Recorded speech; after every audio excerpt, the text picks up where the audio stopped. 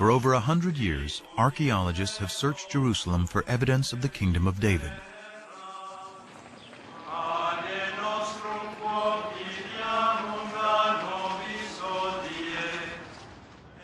But excavating here is contentious, because Jerusalem is sacred to today's three monotheistic religions. For Christians, Jesus comes in his final week to worship at the Jerusalem temple. He's crucified, he's buried, he's resurrected in the city of Jerusalem.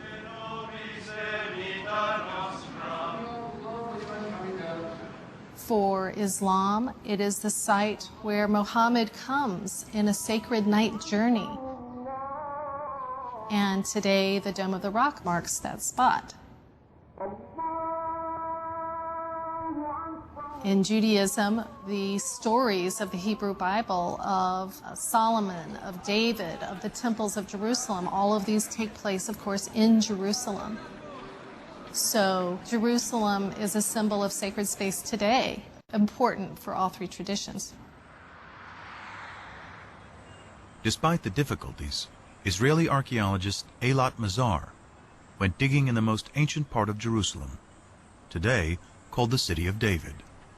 We started excavations here because we wanted to check and to examine the possibility that the remains of King David's palace are here. But because this area has been fought over, destroyed, and rebuilt over thousands of years, it was a long shot that any biblical remains would survive. But then, large walls started to appear, 3 meter wide, 5 meter wide, and then we saw that it goes all directions. It goes from east, 30 meters to the west, and we don't see the end of it yet. such huge walls can only be part of a massive building. And Mazar believes her excavations to date represent only 20% of its total size.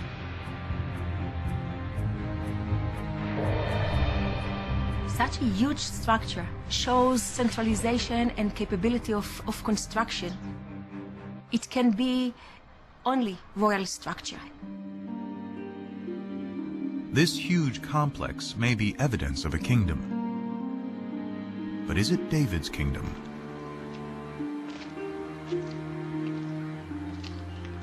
For these walls to be David's palace, it would have to date to his lifetime, around 1000 BC.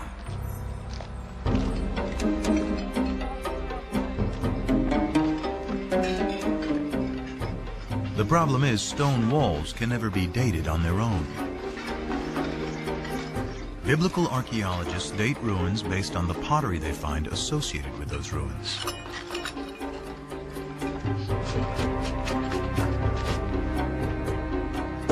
Pottery dating is based on two ideas. Pottery styles evolve uniformly over time. And the further down you dig, the further back in time you go. If pottery style A comes from the lowest stratum, then it is earlier than pottery style B that comes from the stratum above it. By analyzing pottery from well-stratified sites, excavators are able to create what they call a relative chronology.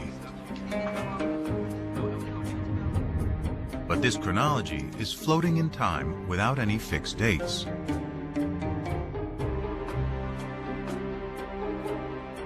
To anchor this chronology, William Foxwell Albright, considered the father of biblical archaeology, used events mentioned in both the Bible and Egyptian and Mesopotamian texts to assign dates to pottery styles. Albright's chronology, slightly modified, is what Mazar uses to date her massive building, and what most archaeologists use today. What we found is a typical 10th century pottery, meaning bowls with hand burnish. You can see from inside, together with an import, a beautiful black on red juglet. What is so important that this is a 10th century typical juglet. So has Mazar discovered the Palace of David? She adds up the evidence. The building is huge.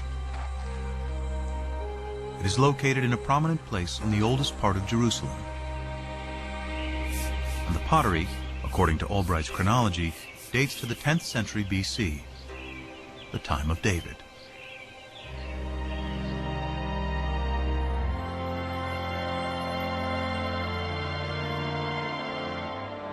Mazar believes she has indeed found the Palace of David.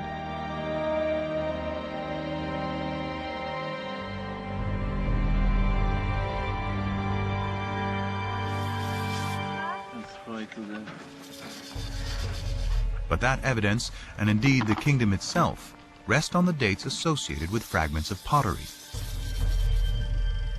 And some critics argue the system for dating that pottery relies too heavily on the Bible. Archaeologists in the past did not rely too heavily on the Bible. They relied only on the Bible. We have a problem in dating. How do you date in archaeology? You need an anchor from outside. Today, there is a more scientific method to anchor pottery to firm dates: radiocarbon dating. It is a specialty of Elisabetta Boretto of the Weizmann Institute.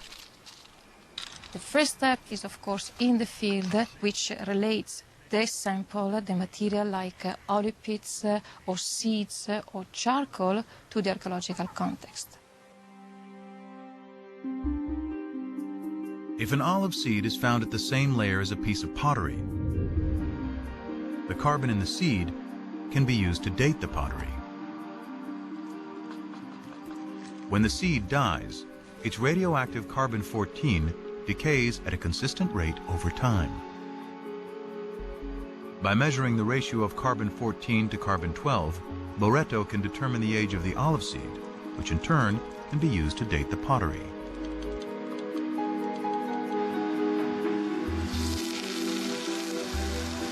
Boretto has meticulously collected and analyzed hundreds of samples from over 20 sites throughout Israel. Her carbon samples date the pottery that Albright and most archaeologists associate with the time of David and Solomon to around 75 years later.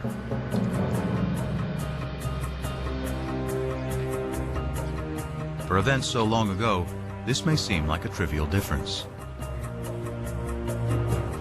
But if Boretto is right, Mazar's Palace of David and Tapi's ancient Hebrew alphabet have to be redated. This places them in the time of the lesser-known kings Omri, Ahab, and his despised wife Jezebel, all worshippers of the Canaanite god Baal.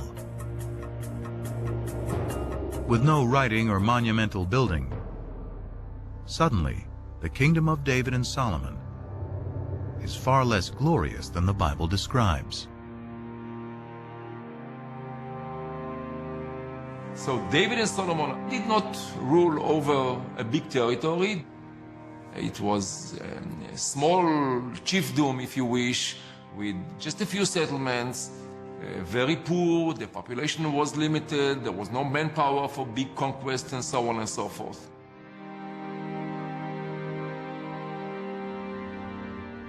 This would make David a petty warlord ruling over a chiefdom, and his royal capital Jerusalem nothing more than a cow town.